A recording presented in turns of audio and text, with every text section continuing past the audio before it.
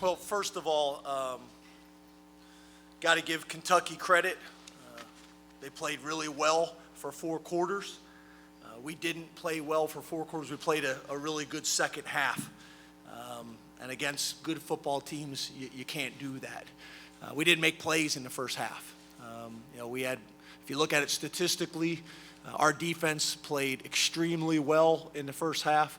Our offense outgained them, but we didn't make plays. We had opportunities to make plays. Really, the same thing that troubled us throughout the season troubled us again here today. Dropped balls, missed opportunities. So that's really kind of the story of the game. Obviously we gave up a big play on special teams, and we missed an execution opportunity on special teams. So that's where we're at. Give Kentucky all the credit in the world. All the credit in the world. We didn't play the way we're capable of playing, and that's why the game ended up the way it ended. So open up the questions. Please raise your hands. We can get a mic to you. Start over here on the left. James, over here to your left. It's 27-21. You have 4th and 7, and you decide to kick the field goal. What went into your thinking, and did you consider going for it? Yeah, it really was going to come down to how close we could get it to 4th and short, as well as our defense had been playing all day long. And with us having 3 timeouts left, we were either going to have to score in that situation if we went for it, or we were going to have to kick a field goal, which still would have put it in a situation where we could have got a field goal on that last drive. So it really just came down to how long was the 4th down going to be, and the fact that we had managed the timeouts pretty good and we still had 3 available. If we're able to stop them on those first 3 plays, be able to go 3 and out, use our timeouts, we weren't able to do that, So obviously when you don't stop them and they run 4-minute offense and they're able to get a first down and burn the timeouts, then, obviously it looks like you should have went for it, in an earlier situation. But it just really comes down to executing. We didn't execute. The first half we didn't execute on offense. We didn't execute on special teams. But that's what played into that decision making there. First row. Coach, what is the nature of Trace McSorley's injury, and how proud are you that he came back in the second half and was able to lead a comeback for this team? Yeah, we don't typically get into the specifics. I know it got out there. Obviously Trace was experiencing some discomfort. The doctors felt like he could go, but it really just came down to Trace. How Trace felt. We first went out there, he wasn't feeling real good, and then felt good from that point on. And obviously we're going to confirm some things now, but it really just came down to what the doctors thought and what Trace thought, and didn't feel like he could go early. Up here, to the left.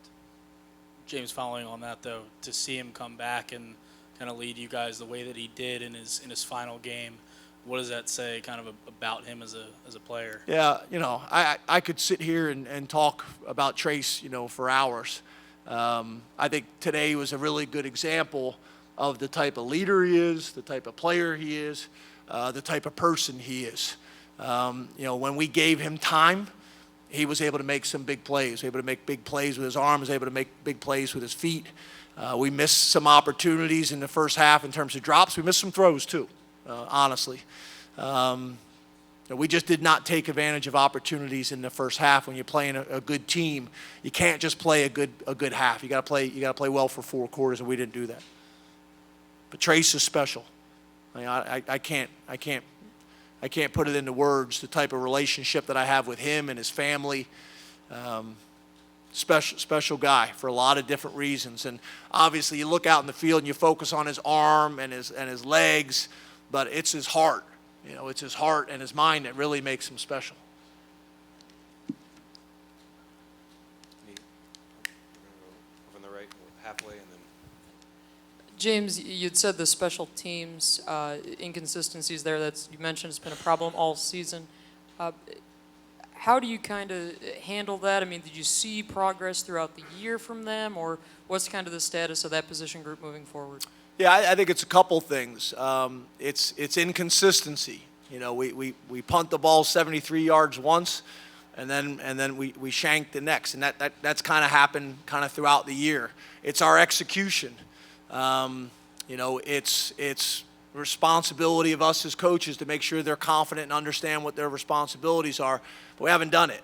You know, we haven't done it consistently all year long, so it's a concern coming into the season. We knew, relying on 2 true freshmen, you know, from the specialist position, that was going to be a little bit of a concern, but we also have had some opportunities that we haven't made. You know, haven't made plays, haven't done consistently what we need to do. Like everything, we'll evaluate it. You know, we'll take a deep dive in it. We'll ask tough questions to ourselves. You know, and we'll look at everything. You know, A through Z, we'll look at everything. We'll have tough conversations. We'll do what we got to do to get better. But it was not up to our standards today. It wasn't up to our standards all year long. Staying in the front row, a little bit closer. James, I was wondering if you could discuss the fake punt early, what effect that had on momentum. Why did you decide to do that? Yeah, we've been working that. You know, we dropped the ball. You know, we don't drop the ball. I think we get the first down. You know, it's hard to fumble the ball on a 4th and short situation and pick it up. You know, went into this game wanting to be aggressive. We knew we were going to call that. We had another one we were going to call if the situation presented itself. But we wanted to play the game aggressively. You know, you go for it on 4th and short, you don't get it, you get criticized for it. You don't go for it on 4th and short and you punt the ball, I get it. It comes down to us doing a better job as coaches and as players of executing. The reality is the punt late in the game, you know, it was pretty obvious that our defense was playing well. The reason they were able to play early in the game well is because of field position. You know, we took that risk right there, wanted to be aggressive and keep the ball in our hands and give ourselves the best chance to go down and score. We didn't execute. We gave them great field position and gave them momentum. There's no doubt about it. You pick up that first down, you don't fumble the snap, you go down and score. It's a different story, obviously, in the first half. We're going to stay on the right and we'll go back the row.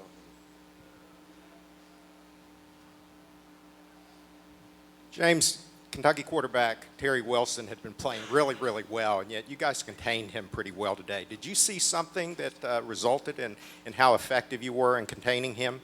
Who you said?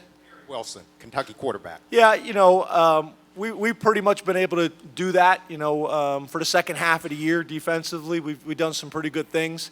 I think the biggest issue was the running back. We contained him for a little bit, but he made just enough plays consistently kind of throughout the game, and that's the style that they wanted to play. They wanted to play, you know, really good defense, you know, play smart on special teams and run the football. That's kind of who they are. You know, I think you look at their running back who played in the game. You look at their outside linebacker, defensive end who played in the game.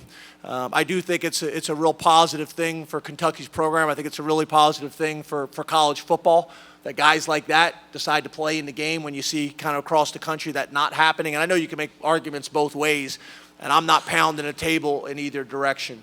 But I do think, you know, that was a great sign for college football.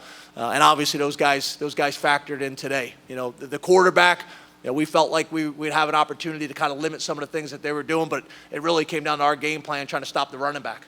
And he was able to make too many plays. Over in the left in the front row, Coach. James, can you address Rob Windsor's status, why he did not play?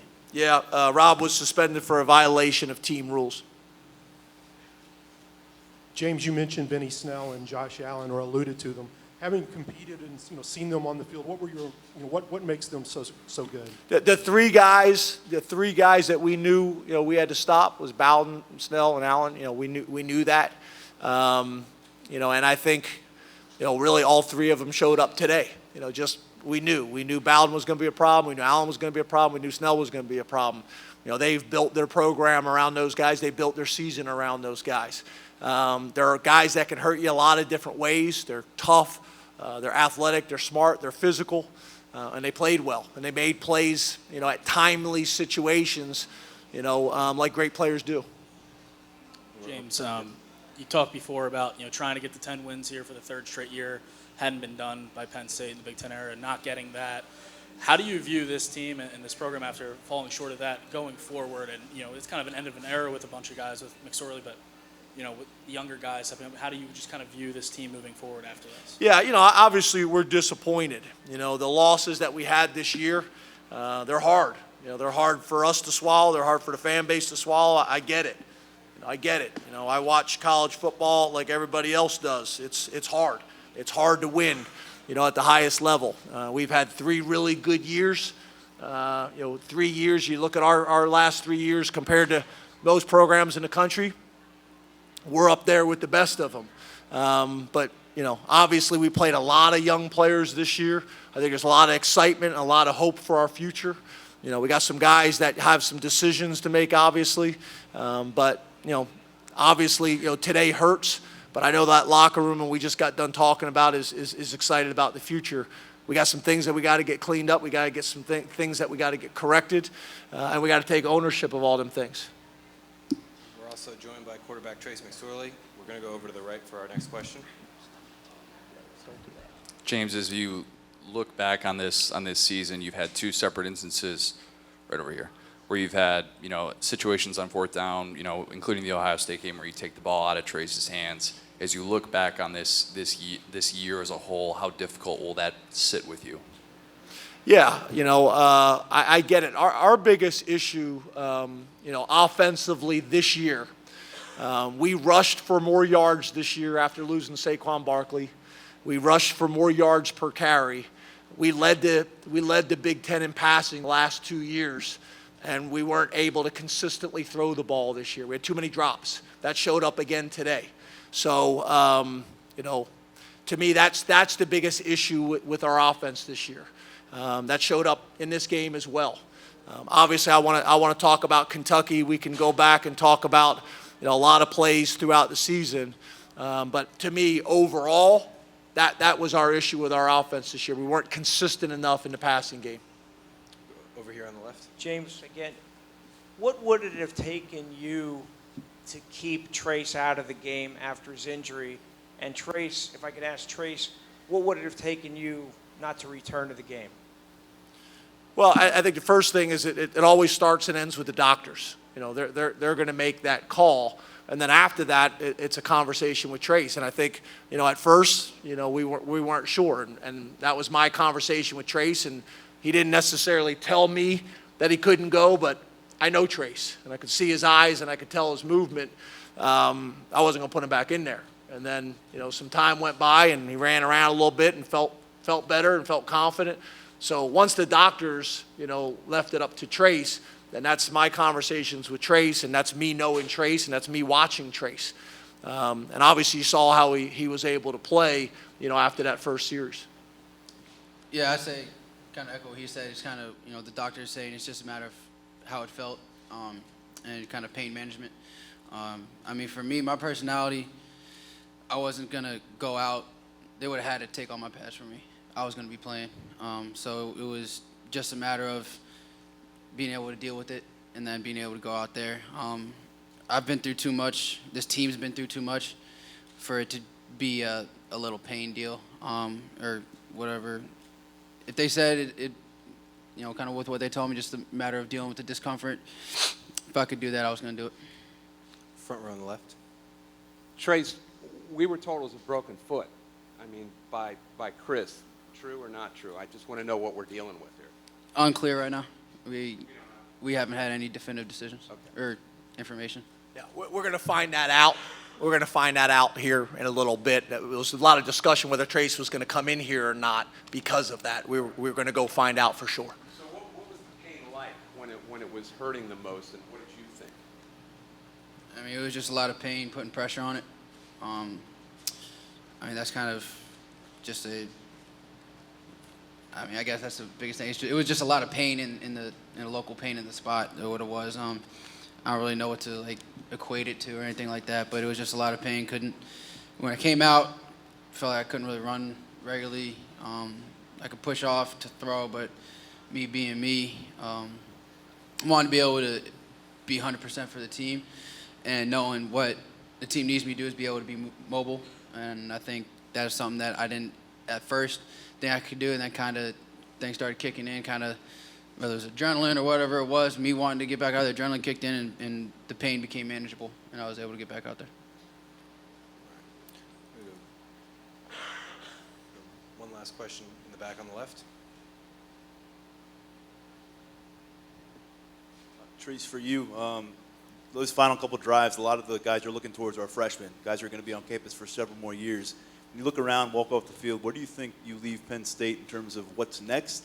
And additionally, just want to know your thoughts on Sean Clifford. Obviously, he was ready to get in the game. He seemed like to be trailing you the entire time if you need to get back in there. And Coach Franklin, your thoughts on Clifford, how he performed, with this, surprise and call to action today. Yeah, I'd say with kind of the first part of your question about what's to come with a lot of these young guys, I think the talent out of the young guys right now is, I don't want to put a ceiling on them because I really think they can go as far as they want to. It's going to be a matter of work ethic and buying into Coach Franklin and his program, and those guys putting team before self and doing everything that they can to make this program, this team better. They buy in. The amount of talent out there. I talked to this guy after the month Justin Shorter had, in my mind, was the best month I've seen this last month out of any of those kids. He grew leaps and bounds in that last month. And that can be said for all those guys. They just continue to get better and better. And I sit back and I look at guys that definitely didn't go on the field much. Rasheed Walker, Jason Owe. A couple of those guys that, as now an alumni, which is weird to say, but I'm excited to watch what those guys are going to do. And I'm excited to see where the leaders of those young guys are going to be able to carry this team. And a guy like Cliff, he's a guy that can lead. And like you said, he's always going to be ready. He's always going to be prepared. He came in today. When his number was called, he went in, operated, and did what he had to do. But then the rest of the time, he was trailing my hip, asking questions, coming back. I'm excited to see what his career is going to look like because he's got everything that you need in a quarterback to be successful. And I think he's going to be able to just continue to make those strides, leaps and bounds, and take control. And then, whether it's next year or 2 years, 3 years from now, whenever his time is, he's going to be ready. I think we've created a lot of competition in that room. I think the thing that probably Trace, hasn't, didn't mention, though, is he's left a legacy, not only on our team, but in that quarterback room. How he practices, how he prepares, how he watches film, how he takes notes, how he asks questions, the buy-in, the summer workouts, the spring ball, all of it. So when you have a player like Trace that's done it the right way, both on and off the field, academically, athletically, socially, the whole package, it sets the tone for the young guys, and they have so much respect for him. Cliff, Tommy, Levis, all those guys, Schuster, they've all learned. They've all learned from Trace, what he's done well, what he's done to give himself the best chance to be successful, what he's done well to give the team the most chance to be successful. So Trace will be remembered for a long time, not only with our fan base, but also with the people in our locker room and the people on our team.